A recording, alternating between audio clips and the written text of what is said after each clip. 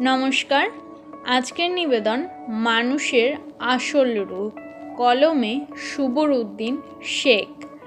আমি দেখেছি সেই সব মানুষকে যাদের প্রয়োজন ফুরোলেই ছুঁড়ে ফেলে দেয় মানুষকে। আমি লক্ষ্য করেছি সেই সব মানুষকে যাদের নীরবতায় শেষ করেছে এই সমাজকে।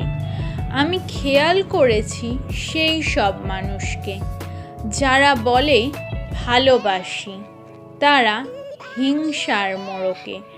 আমি সেই নই যারা চেপে রাখে সত্যকে। আমি সেই নই হয়ে ছাগল বানাবো জীবনটাকে। আমি তো সেই ধরে রাখবো সত্যটাকে।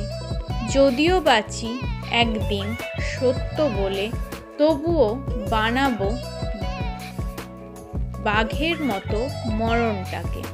আমি সেই নই যে সহ্য করব অন্যায় অত্যাচার। আমি নিজেকে মনে করি সংগ্রামী, তাই বলে আমি নাকি জঙ্গি যারা বলে তারা কিছু কুলাঙ্গার।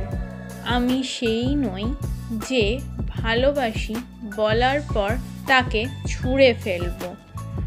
আমাকে যদি স্বল্প ভালোবাসো, তাকে জীবনভর ভালোবাসবো।